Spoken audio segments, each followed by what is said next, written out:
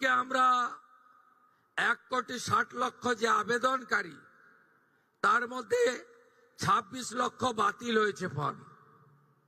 তারা criteria fill up করেননি। যে ক্রাইটেরিয়ার কথা মাননীয় মালতী দি একটু আগে বলেছেন, কারা কারা যোগ্য বিবেচিত হবেন না। বাকি যে 1,30,00,000-এর বেশি ঝাড়াই বাছাইতে তারা যোগ্য বিবেচিত হয়েছেন, আমরা বেলা 1টার সময় আজকে টাকা ট্রান্সফার করলাম 1,09,92,378 জনকে। আজকে রাত্রি 12টা পর্যন্ত বাকিরাও পোর্টাল আপলোড হতে হতে তাদের অ্যাকাউন্টেও টাকা ঢুকতে শুরু করবে। কারা যেন বলছিলেন না যে আগের সরকারের যে বরাদ্দ ছিল, এই সরকার বরাদ্দ মাত্র 1,000 কোটি টাকা বাড়িয়ে অর্ধেক বেনিফিশিয়ারি করে দিয়েছে। আমরা একটা বেনিফিশিয়ারিকেও বাদ দেব না। যারা আমরা বেনিফিশিয়ারি বলি না, আমরা বলি এটা আপনার অধিকার।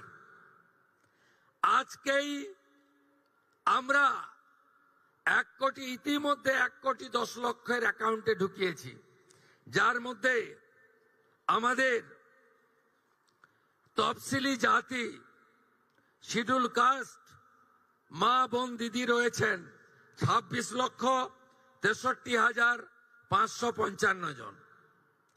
আমাদের মূলবাসী আদিবাসী মহিলা রয়েছেন 49,04,93,139,139, 5 কোটির কাছাকাছি, 5 লক্ষের কাছাকাছি। বেনিফিশিয়ারি ফ্রম হিল, পাহাড়ি এলাকা, দার্জিলিং, কালিম্পং, কার্শিয়াং, ওখানকারও আমাদের নেপালি গোর্খা বোন এবং দিদি, তারা ইতিমধ্যে অ্যাকাউন্টে পেয়ে গেছেন 1,22,628 জন। আমরা লক্ষ্মী ভান্ডারের যে 2 কোটির কাছাকাছি লাস্ট অ্যাকাউন্টে গেছিল, আমরা যখন সার্ভে করলাম, আমরা দেখলাম 27 লক্ষ এমন লোকের, মহিলার নাম আছে যারা ভারতীয় নন বা ভোটার লিস্টে নাম নেই। এক্ষেত্রে কিভাবে মৃত ব্যক্তির নাম আছে, এখানে থাকে না এমন লোকের নাম আছে, 3 জায়গায় ভোটার লিস্টে নাম ছিল, 3 জায়গায় টাকা অ্যাকাউন্টে ঢুকছিল, এমন লোকের নাম আছে। আমরা এই লোকেদের নাম কেটেছি, কারণ সরকারের টাকা ভারতীয় ছাড়া অন্য কেউ পেতে পারে না, কোনো অভারতীয় পেতে পারে না। আমরা এই ক্ষেত্রে ছাড় দিয়েছি। যারা বাংলাদেশ থেকে শরণার্থী হিসেবে এসেছেন, সিএএ-তে আবেদন করেছেন, তাদের ক্ষেত্রে আমরা যতক্ষণ না সিএএ নিষ্পত্তি হচ্ছে, তাদের এই সামাজিক ভাতা চালু থাকবে, আটকানো হবে না। শুধু তাই নয়, প্রশ্ন তুলতে পারেন এরা তো মূলত হিন্দু। আমরা সেক্ষেত্রে আমাদের লোক ধর্ম পালন করেছি। যারা ট্রাইব্যুনালে অ্যাডজুডিকেট হয়ে ট্রাইব্যুনালে আবেদন করেছিলেন, তাদেরকেও আমরা যতক্ষণ না ট্রাইব্যুনালে তাদের বাতিল বলে ঘোষণা করছে, তাদের এই ভাতা চালু রাখার সিদ্ধান্ত গ্রহণ করেছি। এতে কি কোথাও ভুল হয়েছে? আপনি ভারতীয়, দেশ আপনার প্রথম। আপনি সরকারি এক্সচেকারের টাকা, ট্যাক্সের টাকা কোনো অভারতীয়কে দিতে পারেন না। আপনি বলুন, আগের সরকার মহিলাদের জন্য চালু করেছিলেন 500, 500, 500। এই কর্মসূচির উদ্দেশ্য ছিল মহিলাদের অ্যাকাউন্টে যাওয়ার। আপনি অবাক হয়ে যাবেন, এই 2 কোটির মধ্যে 10 লক্ষ পুরুষ বেরিয়েছে। বলুন আমার মা বোনেরা, দিদিরা, লক্ষ্মীর ভান্ডারের নামের টাকা কি পুরুষের অ্যাকাউন্টে যাওয়া উচিত?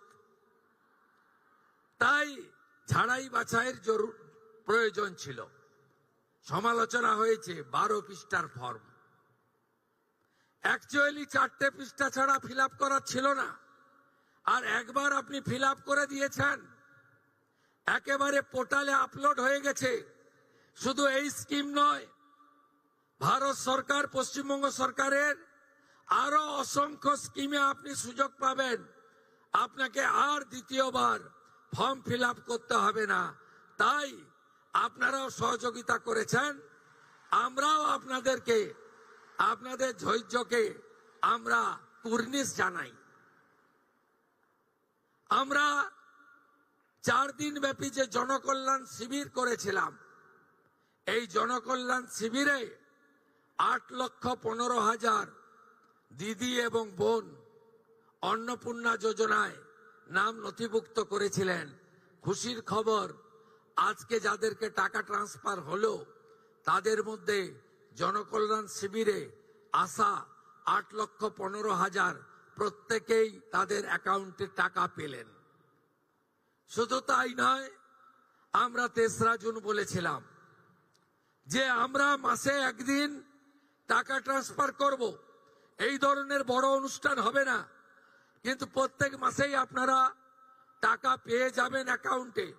এবং যেহেতু ফর্ম ফিল আপ এবং ভেরিফিকেশন পোর্টালে আপলোডের প্রক্রিয়া চলছে, পুরো জুন মাস সময় দিয়েছি, পুরো জুলাই মাস সময় পাবেন, পুরো আগস্ট মাসও সময় পাবেন।